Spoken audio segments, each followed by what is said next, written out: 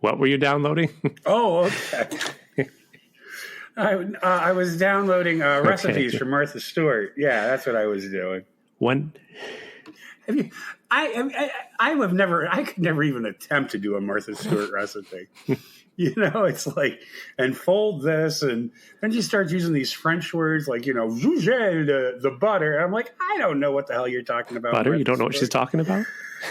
You're more of a Rachel Ray person? Well, I mean, no, it's like the verb, like, she's talking about, I know like whisk, and she's like giving some French word. I'm like, what does that even mean? And these ingredients, like if you go down to your local Armenian market, right. It's like my local Armenian market. What the hell? It's the Seddy Bimco Show with your hosts, Tim and John. In fact, it's Seddy Summer Camp Bimco month. At last, Tim and John are sad because they just found out that Jackie Gleason died in 1987. Well, we gotta do our little intro now, don't we? Like, what's the name of the show? We have the theme song. Now it's hey, it's the Seddy Bimco Show, the show where we talk about the calamities of high school in real life and in movies. Okay, so now see what I was going to do was I was going to go, hey, Tim, what's the name of the show? And you were going to say, it's the Seddy Bimco Show. And I was going to say, and what's it about, Tim? And you were going to be like, it's all about life's calamity. I messed it up. We'll do that next time. See, again, no, well, I didn't give you any, it kind of just came to me as I was getting ready to sit down. We improv, like, so, up this. sometimes it falls apart. I don't know what episode this is. I think we're close to, let me just check one thing. Is it 20? Is it? Oh, 22? I closed my folder. I'm not going to find it. I'm not going to open it up. We missed episode 20. That would have been a big deal. Should have had whistles and whatever. No, I think 25. I think 25 is a big deal. Speaking of your mom and Patty Duke the other week. Speaking of my mom, we need to clear up a couple things because there was a little discrepancy between the story I was telling about my mother's, and I hate to use the word relationship. It wasn't a relationship. It wasn't a friendship. She only stole her homework. But, she only stole her homework and threw it in the East River. So, I know the story she was telling me was that she had actually talked to Pat. And then she starts, she had actually talked to Patty Duke. And then she starts telling the story. Well, I didn't know Patty Duke. I'm like, whoa, wait a second here. And, I don't know if my mom was embellishing. I don't know if and that just doesn't sound right with her because my mother, okay, sure, granted, she lied to me about Santa Claus. She lied to me about the Easter Bunny. She lied to me about the invisible man in the sky who created the world in 6 days. But my mother's a pretty honest person. And I kind of got thinking about it. And I think my mother was afraid that she thought she would be bragging. Well. If she said, and I never said like she was lifelong friends with Patty Duke. I never said, they like had sleepovers at each other's houses. My God, can you imagine having a sleepover at the manager's apartment? No. My God, that would have been terrible. Because I wanted to tell the story. My mother grew up in Kingston, New York, from like the time she was 10. And actually, my grandfather started with IBM in Owego. And then he got transferred to Kingston. And so anyway, Leslie Gore, the singer from the 60s, it's my party and I'll cry if I want to, and you don't own me and everything. I don't think it was her aunt. I think maybe it was like one of her parents' cousins, like first cousin. She was a doctor and she lived down the street in Kingston from my mom. And I can't remember her name right now. And I want to tell this story because my Uncle Jimmy, who is my mother's younger brother, they're like 13 months apart, so they're not Irish twins. If anybody out there is not familiar with the term Irish twin, it's when two siblings are born less than 12 months apart. That's what they call an Irish twin. Well, like Uncle Jimmy's like 4.5 weeks shy of being my mother's Irish twin. Well, my Uncle Jimmy was a very good looking. I mean, my Uncle Jimmy, I didn't inherit the genes, but my Uncle Jimmy, he was like male model good looking. He was a good looking teenager. And I have a feeling that maybe Leslie Gore's, if not her aunt, first cousin once removed, may have been trying to pimp out my Uncle Jimmy So she had him take Leslie Gore came for a visit, and she had him take her out on a date. Did they go see I don't know Calcutta? where they went. I didn't get that far. What? They went to see the to see the Miracle Worker, and they asked my mom, "Hey, Patty, would you like to come along?" And my mom said, "Look, I can't be spending my babysitting money on going to see that liar Patty Duke, whose homework is going into the East River. I can't be doing that." So anyway, my Uncle Jimmy has been perhaps too successful with women. He's been married 3 times, and like his last wife was like almost 3 years younger than us. And now he's like living with this woman from China who's like our age. That young. And so, but anyway, I wanted to make the joke because Leslie Gore, wound up coming out as a lesbian. And I wanted to say, do you think Uncle Jimmy had anything to do with Leslie Gore becoming a lesbian? And my mother was like so indignant. She's like, I know. You cannot talk about Leslie Gore like that. I know. Leslie Gore is dead. Yes. Leslie Gore is dead. We can't. And I'm like thinking, yeah, but Patty Duke is dead. But it's all right for you to talk about how unattractive she was. You got to back up. So your Uncle Jimmy's. Your Is Uncle there really Jimmy's any backing up? Dating someone our age. So he's dealing with dating someone who's getting all these AARP membership letters. There you go. He's guiding her. He's walking her through the process. Exactly. Today is an anniversary. We're recording this on the 27th of June. Do you know who got married on the 27th of June in 1964, John? Would it be John Lennon and Cynthia? No, it's Ernest Borgnine and Ethel Merman, which I didn't really. I guess I knew that, but when you say it, I'm like, no, that didn't happen. I think they were only married for 2 months or something like that. Wasn't it a ridiculously little amount of time? I can't picture that. It was like a ridiculously little amount of time.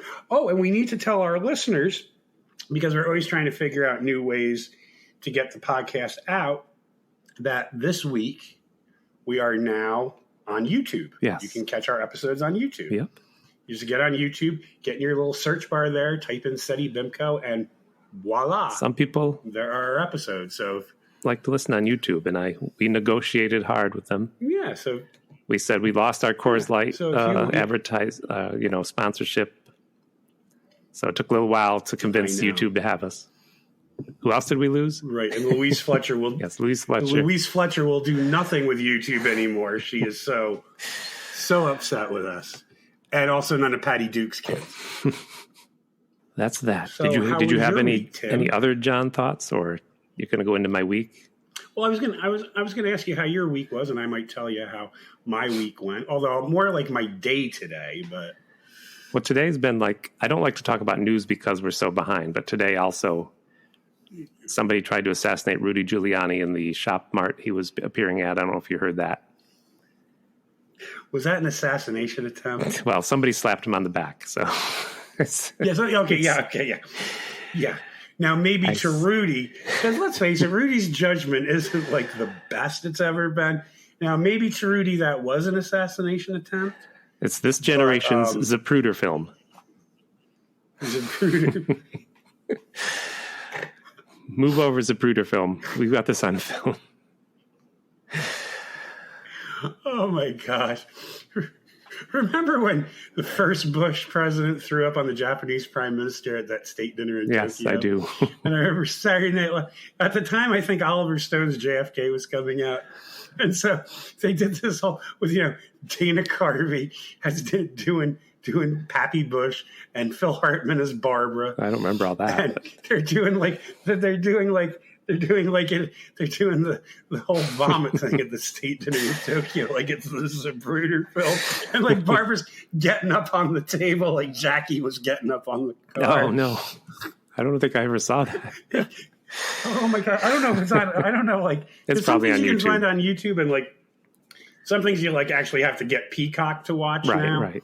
So that's our. So I don't know if that's something. That's our promo for YouTube and the Peacock Network. There you go. But that's like nothing amazing happened. Soul, our dog, who is almost a year old, she when I go for walks, and she now will say hi to dogs without getting too crazy, wanting to jump on them. The owner will often want to say hi to Soul, and Soul's shy about people, so the owner wants to say hi, and then Soul backs up and is like, no, I'm not going to say hi to you. And the other dog owner usually understands. They're like, okay, I'll see you later. And as soon as they turn around to walk away, Soul sticks her nose right in their butt. So that's current issues. She's doing it on her terms. I guess so. I only talked with you about this briefly. Maybe I should have said it at the beginning of the show. But this is the beginning of Seddy Bimco Summer Camp. Trademark. I didn't think of a better name. What do you think we should call it? I'm so unprepared. I don't know.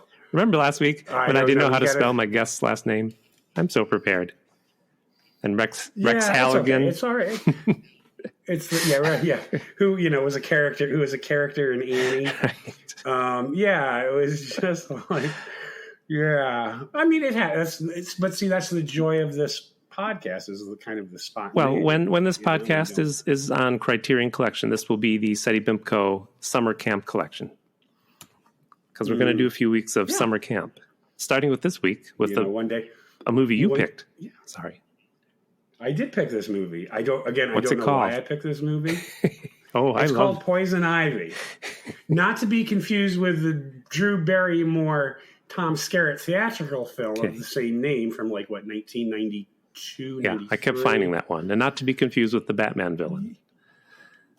And not to be confused with the Batman villain, Uma Thurman. Or the real plant. In that one It's movie. not about the real plant either. The real plant. It's not about the... Oh, there is one scene about it. But so it's a 1980. Shall we get into this? Is there anything else you wanted to? No. Okay. Let's get into it and get it over with. I have nothing. And you're going to ask me for a synopsis. Yes. And really, this film doesn't really go too far beyond the synopsis. No. Because it's not really well thought out. But we can kind of give a little background on it. Sure. It's a 1985 made-for-TV movie, again on NBC. I don't know what it is with us and TV movies that aired on NBC in the 70s and 80s, but here you go. Yes, and I'll get into this later, but there is a connection to another movie in the Seddyverse, and I didn't realize it because I'm looking at this one character going, "Where do I know her from? Where do I know her from?" I don't. But we'll get into that. We'll get into that once we get into this a little more. So anyway, it is a 1985 made-for-TV movie on NBC, starring two actors from NBC television series. There is Michael J.Fox, star of Family Ties, which I never really... Did you watch Family Ties a lot? For a while, I remember watching it, yes. I don't really remember watching it that much. I don't know what... It was on Thursday night in high school. Did you actually have something to do Thursday night? I mean, I don't know. I don't know what else was on. I don't know if I was in front of the television. You were out. I know at one point we didn't have... No, I wasn't out. And you loved Tootie and Nancy on Facts of Life. Facts of Life, Nancy McKeon. You saw the episode where they bought a bong, I guess. You seem to remember that when we talked about it with Theo. No, that was that Theo? Yes, that was. Theo Peck? He was a big fan of the show. Okay, he remembered that. I remember when they went to see the Grateful Dead. I remember when Tootie lost her, Natalie was going to lose her virginity. They had originally written it for Blair to lose her virginity. I read this somewhere, and the actress who played Blair was from Texas, and she was a very, very Christian girl. I did read this. She would not do the episode. So so she can't even play a fictitious person losing their virginity. She can't even play a fictitious. It's called acting. It's called acting. Yes, and Nancy McKeon is the sister of Philip McKeon, who played Tommy on Alice. Right. And for any of you who weren't around in the late 70s, 80s, Nancy and Philip McKeon were basically basically the Jane and Peter Fonda of our generation. They were, they were just such fantastic actors. Don't you think so, Tim? They were right up there with them. They were an acting dynasty.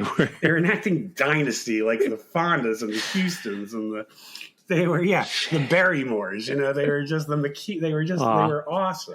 I had a crush on her. She was my favorite. So that's all I can say. So yeah, you got these two stars, using air quotes, from NBC shows, and they put them together for this movie called Poison Ivy, which is set at a summer camp. And I can't remember the name of the summer camp because they're talking about like another Tall Timbers is the rival. Don't worry. It's a summer camp. Camp Chickawana. Yes. Camp Chickawana. I mean, come on. I want a chick. Chickawana. I mean, come on. Camp Pinewood. Okay. And I'm going to be looking at my notes a lot because I'm probably going to wind up calling him like the fat kid. No. The sensitive kid. I'm never going to remember their names. It's okay. So anyway, so they do this. So basically the premise is that Michael J.Fox is this camp counselor. His father owns a meatpacking business, and he doesn't want to work at the meatpacking business. So one of the father's clients, Big Irv, yes, who owns the camp, played by special guest star Richard Klein. Do you like the billing in that? Special guest star Richard Klein, Richard Klein, who was a stand-up. Yeah. I mean, really, when your special guest star is Richard Klein, I mean, right there, between the cheesy 80s techno pop and special guest Richard Klein, this is not going to be like an Emmy winner. I just wondered why they made, it's a TV version movie of Meatballs, basically. They try to put in as many little sneaky, dirty jokes because it opens with the kid packing his bag and he's, I don't know, they're supposed to be 12 and he's got a porn, he's got bizarre sexy. Is that what the magazine was called? Under his pillow? Something like that, yeah. And the other kid pulls out another one later and he's trying to pack, and he's throwing out his vitamin C. Yes. But he's putting it in the wastebasket. Like, don't you think your mother's going to see your wastebasket? Like, as soon as she goes to empty it after you. And he's putting candy in the vitamin C. And he tries to pack the TV. And the dog. I'm like, why do you want to bring the dog? And then he packs the dog. Like, do you think they're going to have dog food at Camp Pinewood? I don't think so. He puts a baseball cap on the dog. Like, that poor dog. That was not. We never saw the dog again, so I think they ate the dog. I think the dog died en route. I think the dog suffocated en route. They were going to keep that in, but they're like, ooh, NBC primetime. Right. No, we can't. We don't want to bring the little kids down. So, yeah, they all took a train. Yeah, so it opens up with, they all took a train to Maine. Okay. Oh. And Michael J.Fox is in charge of getting the kids from Detroit and Cleveland.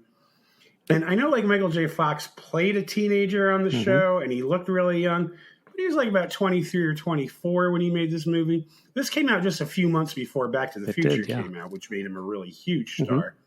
I don't know if he filmed this before or after. Probably before. I'm going to guess after. I'm going to guess, like, something like this didn't take that long to film. Yeah. And he probably wouldn't have been like to the Back to the Future people. Oh, wait. You're gonna have to delay filming for Poison Ivy. Back to the Future because I've got to do Poison Ivy first, and then I will go do that. I don't think that's how the conversation went down. Do you? No, I doubt it. I doubt that's how the conversation went down. But anyway, he's like, yeah. Go ahead. I'm just gonna say he plays a sex pest. That was the best way to describe him. Yeah, like he thinks he's a smooth operator. And I'm sure the actress who played the girl was like 18, but she looked a lot younger. Like she actually looked like she was 15 or 16. And I know Michael J. Fox looks like he's a teenager, but we all know he's not. Right. And he's not really doing anything like, I mean, just kind of caressing her arm. No. I mean, it's nothing like overtly sexual, but it's like, it still was like a little It's creepy. The writer's fault. There's a lot of cocaine still, 1980s. I got to say something about this writer, first of all. Brent, what's his name? Brent Tramer? Yeah, he didn't have a button on Wikipedia, so I said, well, I'm not going to look you up. Yeah, Bennett Tramer. I'm sorry, Bennett Tramer. Tramer. Yeah, I couldn't find. He was like a big writer on Saved by the Bell, apparently. Okay, gotcha. And I couldn't find, and like the IMBD was even like very vague. And when I when Google came up, like, and I was checking, maybe I was trying to find the credits when I was like on break at lunch and I didn't have a lot of time to look. But like pictures of Dolph Lundgren started coming up, and I'm like, what is this guy's connection to Dolph Lundgren? Maybe Dolph. And I still haven't found it. I think So if anybody out there listening could find the connection between Brent Tramer, Tramer, maybe it's Tramer. Yeah. I think it's Tramer. If anybody can find out the connection between Brent Tramer and Dolph Lundgren, I think I found something, John. I would like to. I think Brent murdered Dolph, and he now wears his skin, just like Hannibal Lecter. That's what's going on with a pet rock. Yeah. I found that on the internet, so it must be true. So this is how, like, this out of touch. The reason why I'm asking, like, who wrote this thing is because they're, like you said, they're like 11, 12-year-old kids. And there's this one kid, the overweight kid, he wants to be a comedian. Right. And his name is... I know what you're going to say, John. I have this written down, but you go ahead. About when he pulls out the picture and they're all like, you know Jackie Gleason? Exactly. Is this what you're talking? I'm like, how the hell would 11-year-old kids in 1985 be getting all excited about, knowing Jackie Gleason? I mean, or knowing him at all. Or knowing exactly. I'm not bragging, but the summer camp I went to one year was an art school, and you know what? Everybody was obsessed with Eddie Murphy's tape. I heard that all summer. That's who the kids liked in 1984, 3, 5, whatever. Oh, was that Raw? Eddie Murphy Raw? I don't remember. It was one of those from the 80s with the Sasquatch. Yeah, I was going to ask you if you... Do you know him by heart? I can't. I don't know him by heart. I do remember... I got some ice cream, and yes, you can't I think that was the album. I heard that. Your dad's an alcoholic. Yes. Yeah. I was going to ask, though. I'm good. Thank you for bringing it up. I was going to ask if you ever went to summer camp. I did. But do you want me? Oh, yeah. I need to preface. I need to preface this, John. That's how it's pronounced. English is not my first language. Preface is how this is pronounced. I got so prefaced at summer camp that one summer. Between 6th and 7th grade, I went to Boy Scout camp. And I do have a particular story. Oh, okay. It's not terrible, but it's not funny. It's got to be better than this movie, Tim. So tell away. Well, I went there, and I was with a friend, and we were walking down the road because there was a cool counselor. He had his tent down the lake, away from all the other tents. And my couple of friends were like, yeah, we're going to go down there. He's got food. He's got cigarettes, just like this movie. He's got this and that. He's got a white van. And and my friend... He's got a white van and candy. My friend said... Is there going to be a double entendre joke about pitching his tent? No. Anyway, I'm interrupting your story. I'm sorry. My friend said, oh, just be careful. He tried to reach down Jerry's pants the other night. I'm like, okay. And we just laughed at it like, oh, okay, don't sit next to him. So I just went there once. Yeah, don't sit next and, I was kind of like, I wasn't like a troublemaker. I just went back to the other tents or whatever. But there was a night they did orienteering. You know what this is? Yes, when you go out on the trails with the compass and the maps, and that's all you've got to guide. Well, they dropped the kids out in the middle of the night in the forest to do this. And I was one of the kids who I was like, no way. I don't want to encounter Sasquatch like this. I only want to see Sasquatch when we chain him up in a room and take pictures of him until we enrage him and he breaks free. Well, you joke about that, but not too far south of us, in Pennsylvania where we grew up, there are allegedly Sasquatch down there. So what? You might not be on. I know. I don't want to. Alarm her. You can edit this out if you want to. But was the Boy Scout camp down in Sullivan County, like Eaglesmere? Camp Brûlé. No. Camp Brûlé, exactly. Which is near Dushore, which is where my great grandmother was raised. And yes, there are allegedly Sasquatch down there. Well, Camp Brûlé, yes, in Eaglesmere. Did your grandmother get kidnapped by a Sasquatch? I hope not. Hope she's okay. I think I have Sasquatch DNA in me. That's how close we are. Okay. Well, anyway, I was like, I'm not being dropped off in the woods in the middle of the night. So I was sitting by myself there were other kids that didn't go. I don't know why I was sitting near the mess hall, but that same guy who I was warned about, he sat next to me, and he was being very. You can tell when you're a kid because counselors are like, "Here's a bow and arrow. This is how you do it," and then you can't do it, and he's like, "I'm tired of this. Just keep trying it." And they walk away and drink beer or whatever. But he was very much like, yeah, exactly. "Oh, Tim, what's your last name? Where are you from? Oh, what do you like?" And all this stuff.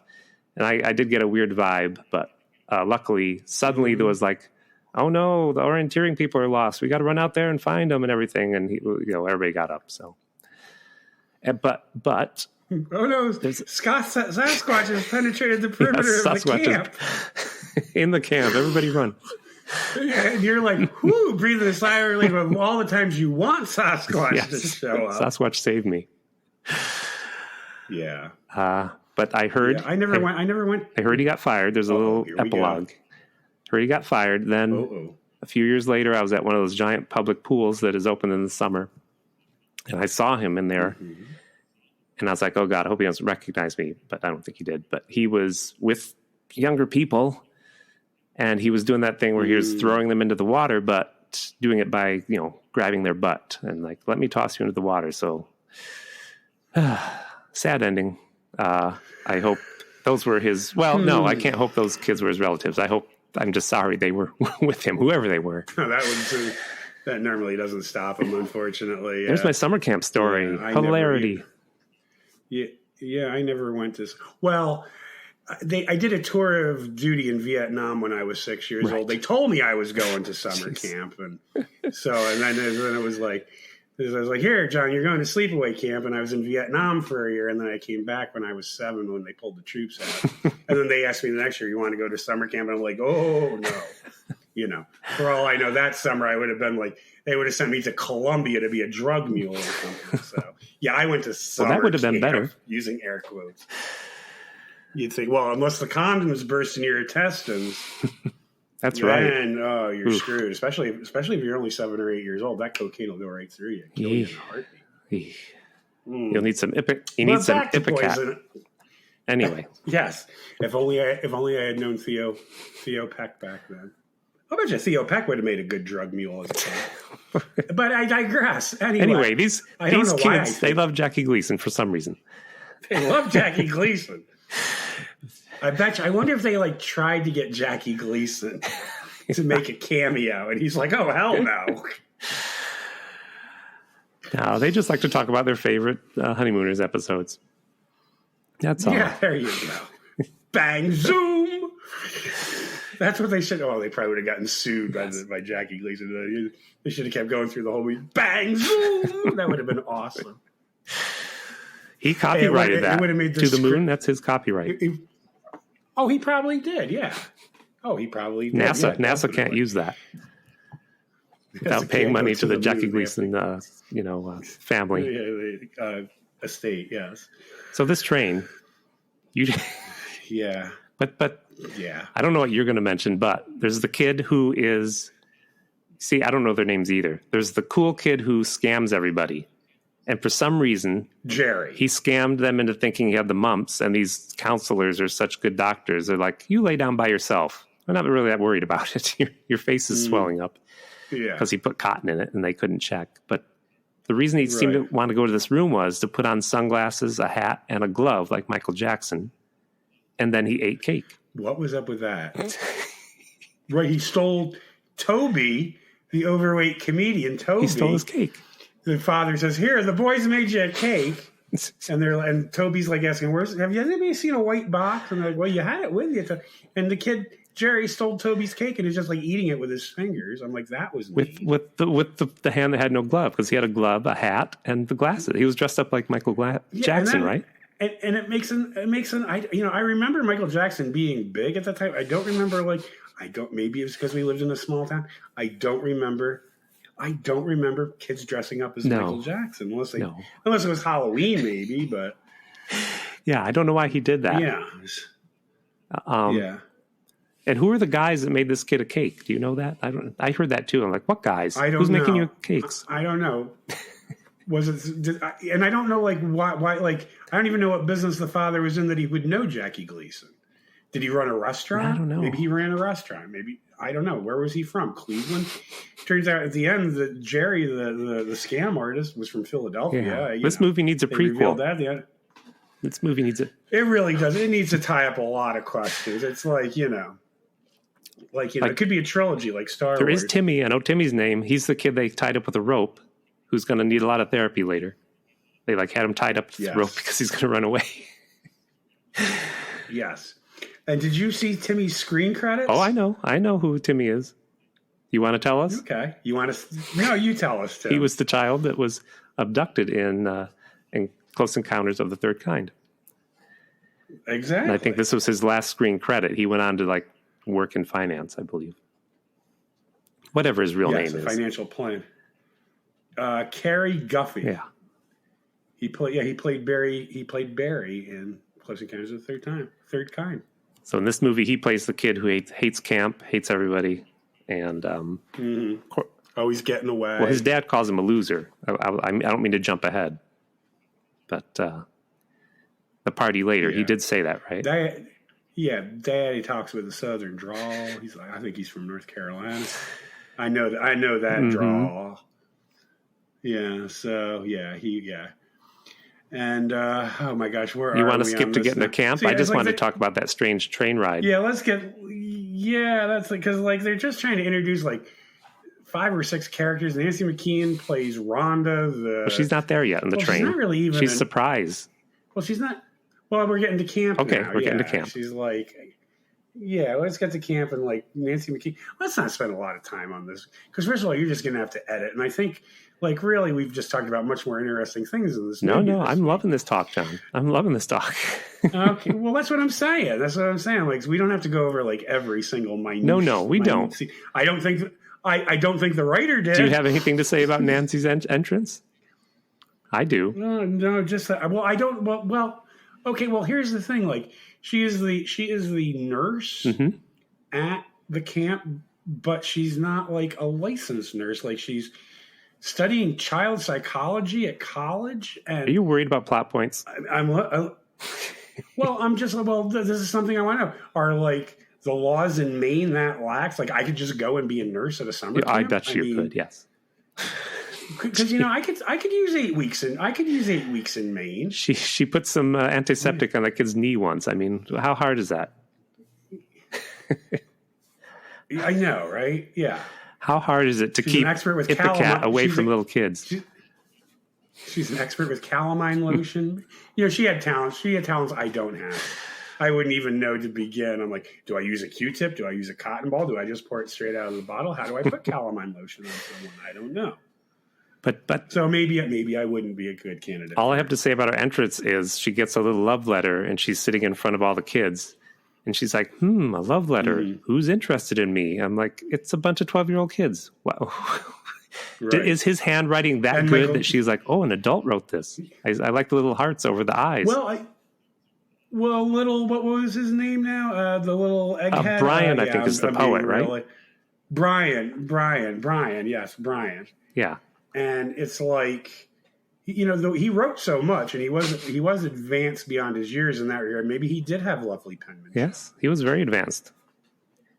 He was a fan of Bill Cosby instead of Jackie Gleason. He was. Whatever. That's the only comedian I could think of. The next step was he was probably in a. Never mind.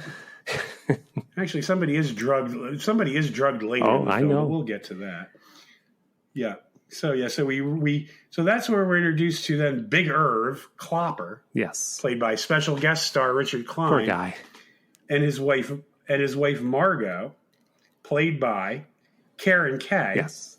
Who played the mother in Teen Witch. What? I did not notice that. Oh my God. I did not notice that. That's why it was driving. I'm like, where have I seen her before? And it was the previous movie we saw, Teen Witch. Where's Georgia? She needs to call in. She needs to call in. She was also, if I'm looking up the right person, in a Happy Days spinoff, which I didn't know existed, called Blansky's Beauty. Yeah, with Nancy Walker. Is it Nancy Walker? Walker left Rhoda to do that, and then it bombed. So anyway, I was like, where do I know this woman from? Oh, sorry.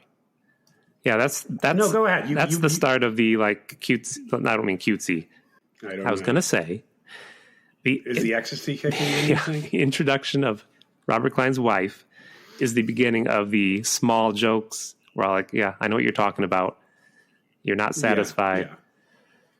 Yeah. They just do that for right. Yes. Yeah. Yes. Anyway. Yeah. Yes, I did notice that. Yes, there was that running gag. Too much cocaine in the script writing room. Again, the keeping in mind that this writer's greatest claim to fame was being a writer on Saved by the Bell. But I have to keep telling myself that as I'm watching this. Did you watch that show? The guy's greatest claim. I did not. I was not. Again, I was not the target. No, I wasn't Plus, either. I was probably nursing. I was either working lunches or nursing a hangover from the.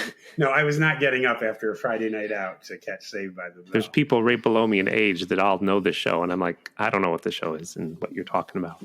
Oh, I know. Yeah, exactly. Yeah. It was our. I don't know. What would we have that would be comparable that would be running in syndication in daytime? I don't know. Oh, well, I told my bartender once, like, talking about Cheers, because we made a joke about the bar, and he's like, what's Cheers? So anyway. I've run into that. And then you realize it has been almost 30 years since it's been off the air. And it's like, oh, man. So yeah. No, I've run into that before with Cheers. So Mr. J.Fox is still being a sex pest.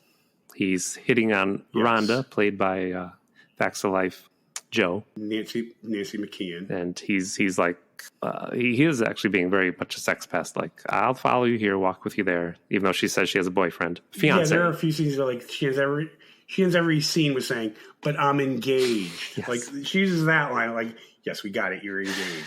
Okay, we want to talk about Timmy running away to the local bus station. Yep, Timmy ran away. Which is like this podunk little main town. It's like one little room with like two benches. But yet apparently there are homeless people in this town because there's all these people sleeping on benches covered in newspaper. Yes. And they're like, hey, you notice only half the body's moving. And they pull the legs, and it turns out they're fake legs, and it's Timmy under the... Of course, I figured out Timmy was under there when I saw the newspapers. Didn't you? Yeah.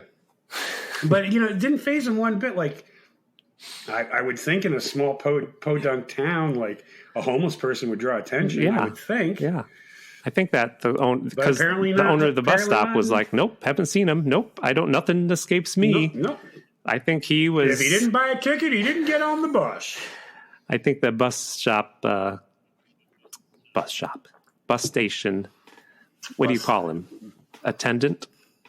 I think he was going to take Timmy home with him. That's what I think. Yes. Mm-hmm. Timmy's used to being abducted. Boy. With all the other... Yes, he is. It's true. It's true. A basement in Maine would be nothing after Close Encounters of the Third Kind. So then the older kids, they convince some of these like younger 6-year-old kids to almost drown. So that's a distraction so that they can row over to the girls' camp and spy in the showers, like see you shaking your head. Camp Chickawana, like I want to check. I mean, come on, Chickawana. Oh my God. No, I had a comment about, like, can you imagine having, those kids were really little, like 5 or 6 years old. And my only thought on that was, like, you would have to be either a new counselor or the counselor who draw the short straw, because I'm guessing being in charge of a lot of 5 and 6-year-olds involves a lot of tears and a lot of bedwetting. It's probably their first time away from home for a lot of them. Much like my dating life or lack of dating life in high school, it involved a lot of tears and bedwetting. But it was like, but it's like, I'm like, ooh boy, that would be the group I'd get stuck with. I'd be stuck with like the 5. I'd be like, oh man, waking up with nightmares. So what did you do this summer? Oh, I had to wash pissy sheets all summer because I got stuck with the 5 and 6-year-olds. Didn't get 1 wink of sleep all summer because they were all crying all night. I don't know, like, Jesus, I'd still be talking about that summer job to this day. If I had ever had kids. Oh, yeah? Well, you've never had to take care of 5 and 6-year-olds at sleepaway camp in Maine now, have you? So don't you be complaining to me about your job, Mr. Sasquatch Hunter. Son. Mr. You're 132nd Sasquatch. You live up to that, young man. You go work at that camp. I would have been a great camp counselor since I am 1/16 Sasquatch. Yeah. Mm-hmm. Yep. Ooh. But again, they spy in the showers, and the again, disturbing comedy where he's like, "Come on, let's go. It's just the 6-year-olds," and he's like, well, "What's he say? I kind of like wrong? it. Is that bad? Is that wrong? Is that bad? That's what he says. Is that bad?" We're all like, so yes. Then he meets up with a girl who he was like talking to on the train platform. Again, dressed up like Michael Jackson. Oh, he went out in the woods like that. That's right. Yeah, he came out of the woods like that. And I'm like thinking, does this kid honestly thinks that dressing up like Michael Jackson is going to attract women? I mean, this poor kid, you know? He was like a superhero. He was always like sneaking around with that costume, putting on the glasses, the hat, the glove. Yeah.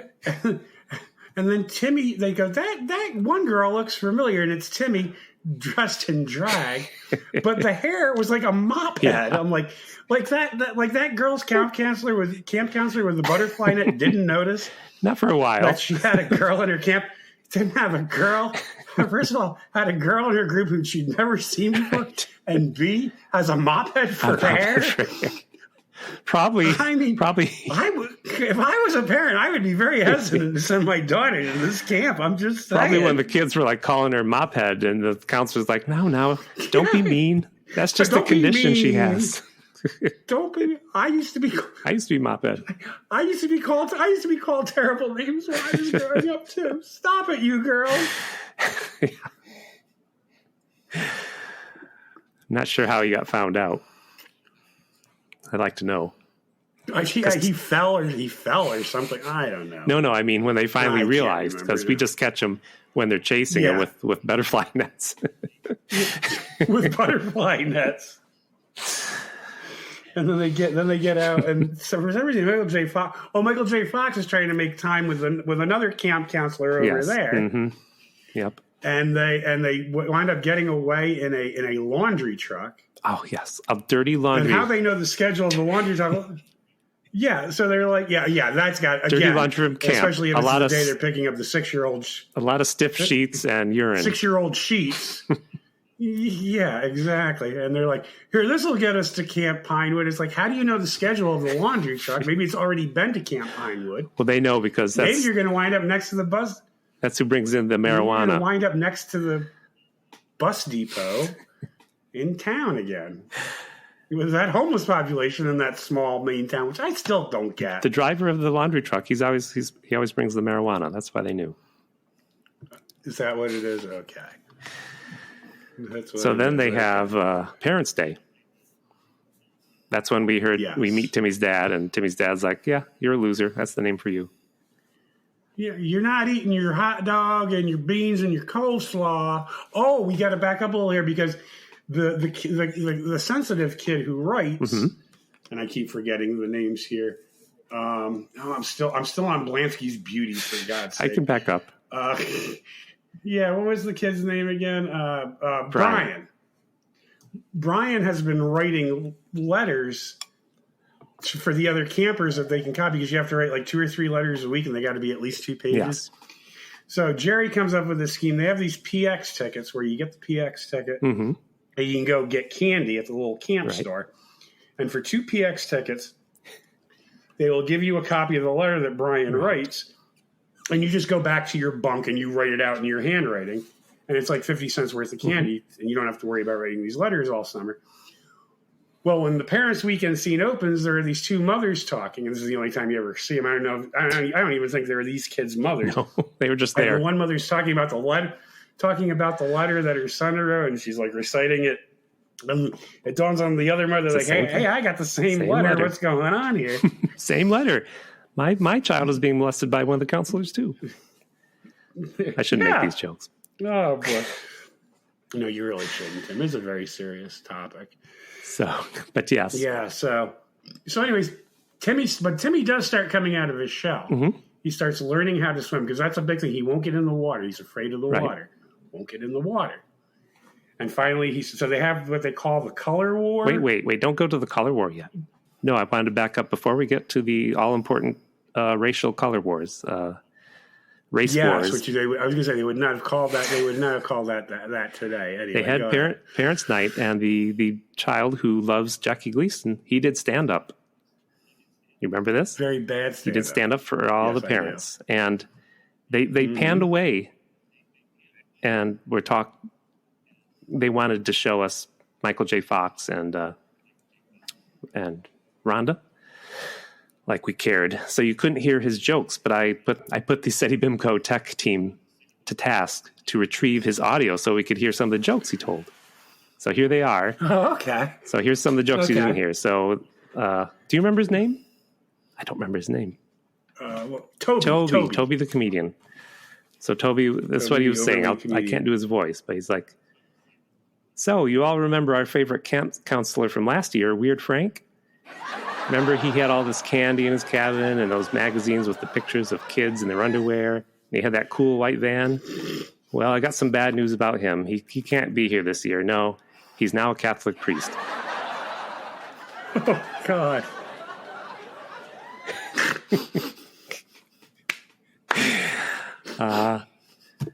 Timmy, the shy kid Timmy, who doesn't want to swim, he was abducted by aliens a few years back.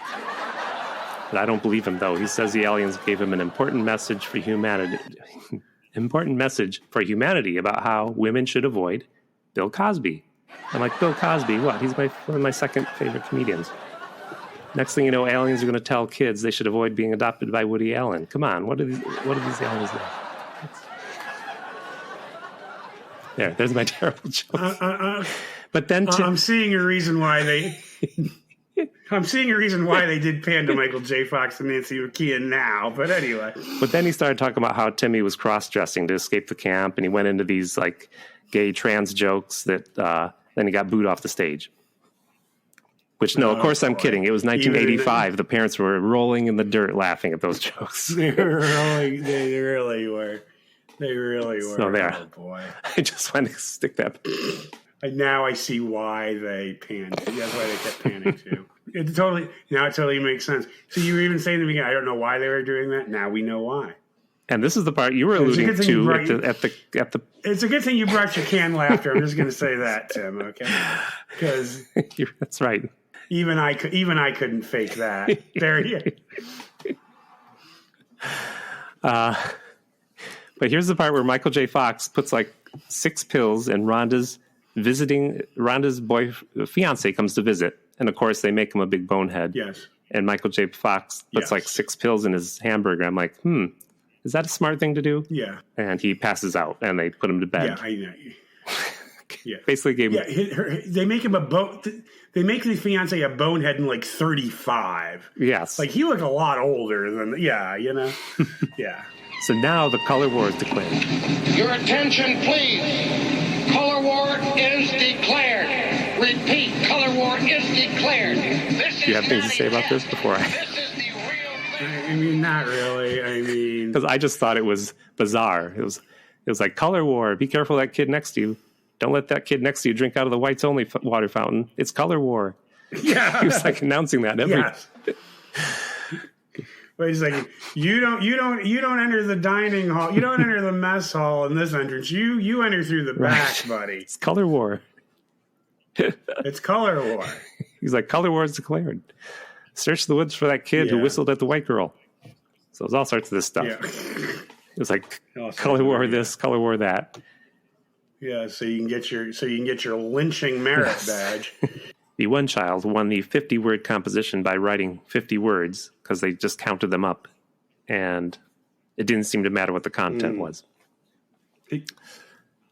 Right. He could have just written word 50 times, and that would be 50 words. So anyway, they shout about color war for like, I don't know, it seemed like half an hour. Color war was declared. Yeah. Send Squeaky and Leslie Van Houten and Patricia down to the house on Celio Drive and declare color war. Yeah. Yeah. But then somebody, Timmy almost drowns. Timmy's getting into swimming finally. But the one kid tells him there's a dead person in the lake, just like Friday the 13th, I guess. That's the only good thing about this movie. They were all like, no, we're not going to fight each other anymore. So. Yes. Color War is a tie. Everybody wins. And the wife is all dressed down finally. Like, she's going through the whole movie with, like, parasols and, like, you know, these dresses. And finally, in the end, she's just, like, wearing, like, a polo shirt and a baseball cap. And she's going to find happiness. And then she makes that final joke. Like, they asked Big Irv's wife, what's up at the end? And she goes, you'll be surprised. John, we forgot something so important. I don't know. What? The whole movie, there was was Walter carried an axe that had blood on it, and they're like, "What's up with him?" Yes. And they find him in the woods, and he's doing paintings by putting red paint on his axe and slinging it, and it's abstract art. Or it's the blood of the girls' camp, because we never saw the girls again. We never saw them. I think he might have murdered them. No, it's true. What did Timmy call it? Postmodern expressionism. It was a word he made up. It wasn't even that word. It wasn't even like it wasn't even like a real art term, but it was like But that was kind of funny. Yeah. That was sort of funny. That had nothing to do with the plot. And then basically, right. And then we'll wrap it up. Let's wrap this. You up. hate so these then, movies. Like so then the summer's over. Well, I do. I'm like, I don't know. It's really weird though how I'm like just randomly picking these. Well, we just like to talk about the movie is a table we talk over. Exactly. It's like, that Big Irv's wife was the mother in Teen Witch. I didn't know. Now, why would I know that? Or how about that? John Houseman's grandson, Scotty, is in Mazes and Monsters. The babysitter was in Mazes. We didn't know that. So I hate to spoil this for people, but Rhonda and Michael J.Fox, they hook up at the end. They do hook up at the end. The end. Yes. And but I have my thing, John. This is my favorite part. Oh. You're always in a hurry. Oh, is it the quiz? Is it the quiz time? I'll call it the Bimco Seddy Q&A. Brain twister. Answering quizzes. Theme song. You like quizzes, John? I do love quizzes. I'll call it Seddy Q&A. Brain twister. The Bimco. I love quizzes. The Bimco. I'll call it theme song. No. Yes. Who would fart in an elevator from this movie? Purposely fart in an elevator from this movie. We didn't talk about it much, but I think it's Adam Baldwin. Especially if a pretty girl got on, because he was like petrified of Ike's wife, who was always hitting on him. Yes. I would say the kid Jerry, the real, shyster, the one that dressed up as Michael Jackson. Oh, he would. Yeah, okay. Definitely. Also, Timmy's dad. Definitely, I think he farts in elevators all the time. He would. Probably, yeah, probably. Because Timmy's dad was the dirtbag. He not only called his son a loser, called his wife a loser, and he called all the hobos he murdered losers. Right. Yeah. Well, who's the loser when your body's dismembered and your wife and son have collected all your life insurance? Who's the loser then, pal? I think that was going to be. I think that was going to be. Who would have a podcast? I think little Timmy. Oh, I was going to say Brian. Him too. Maybe they'd get together. Years later. Yeah. Maybe they'd get together. Years later. And Timmy would talk about being abducted by aliens. And Brian would talk about... Maybe they'd be boyfriends. Maybe like they'd hook... Maybe there'd be like a 20-year camp reunion. And I think the camp... Yeah. And they're... Yeah, and they both come out of the closet and their eyes meet across the camp and they're like, Timmy, Brian, and next thing you know, they're, wearing, their cardigans over their shoulders with the sleeves tied, going antiquing. I can see that. Yeah, that's what I'm thinking. Who would have a spin-off show? Toby, the wannabe comedian. He had some good jokes. He would, yeah. Exactly. Yeah, he would have some, yeah. Struggling to make it as a stand-up in L.A. And then once in a while, like, the kids from summer camp would show up. But do you think he made it okay? Or do you think he's, like, a lot of drug problems? Like Lenny Bruce, he wound up like Lenny Bruce. He wound up like Lenny Bruce. That would be his dream, because he likes Jackie Gleason. He loves Jackie Gleason. I still can't believe how excited those 11-year-old kids get over Jackie Gleason. It'd be like an 11-year-old kid today getting excited over Steve Lawrence and Edie Gourmet. I'm just saying, you know. Well, I think Nancy and Dennis, who is Michael J. Fox and Joe, I think they have a spin-off show.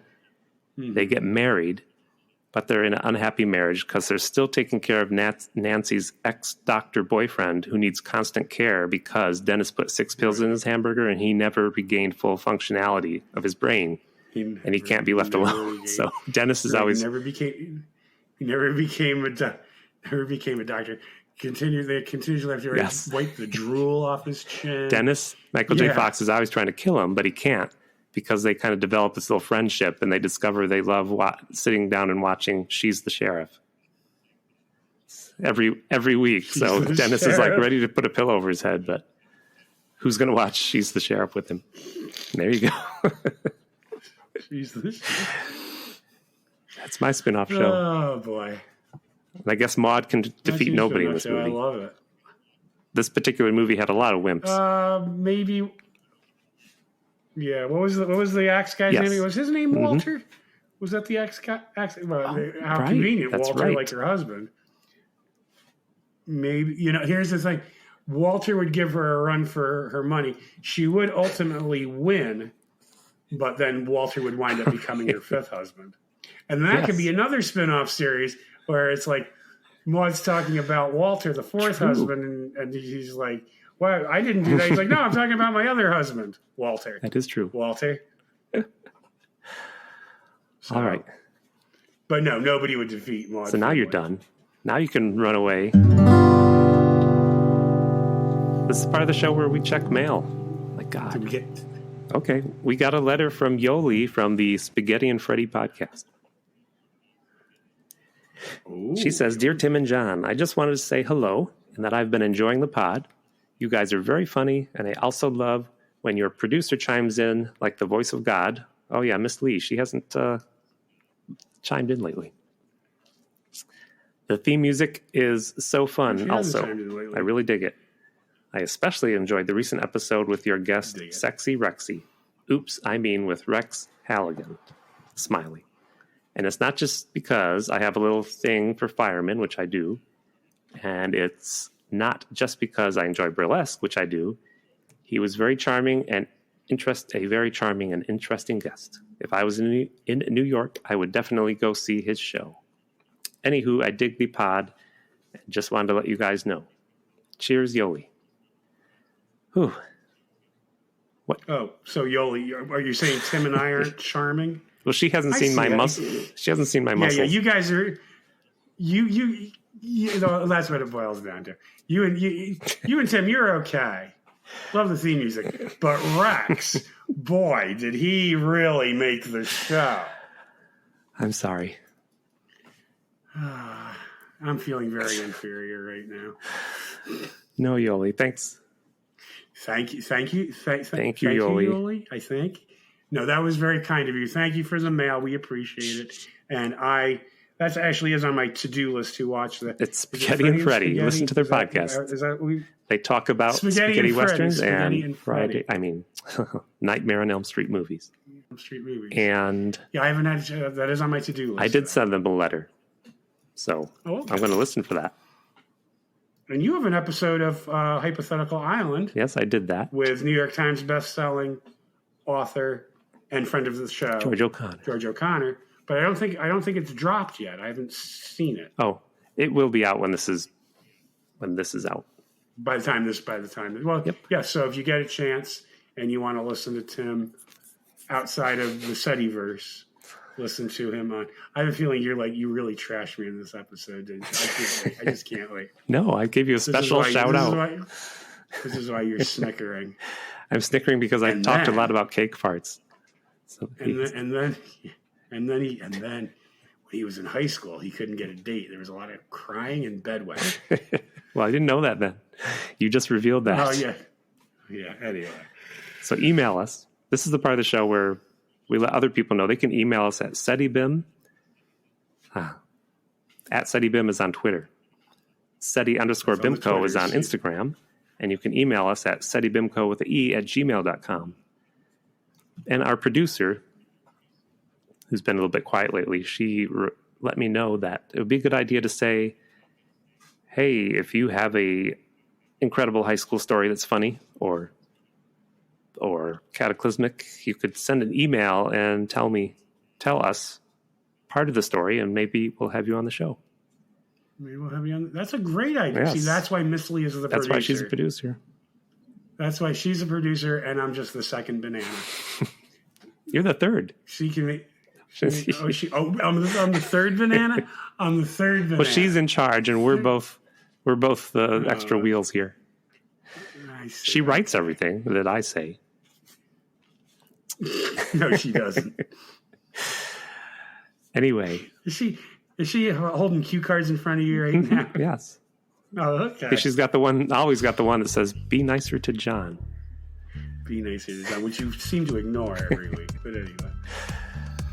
Oh, right. Boy. Well, Tim, this was fun. It was. And as always, we'll see you next week when we have an amazing guest that I never mentioned because sometimes they get filmed out of order.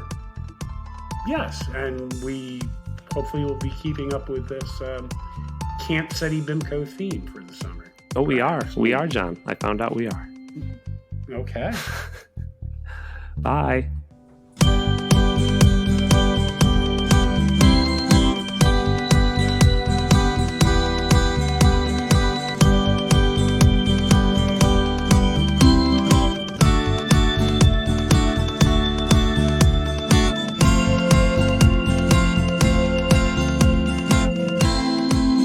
Seddy Bimco is a podcast by Tim Hamilton and John Kelly. Produced by Miss Lee. Music by Tim Hamilton. This has been a Pity Party Line production. Party line, it's a party line.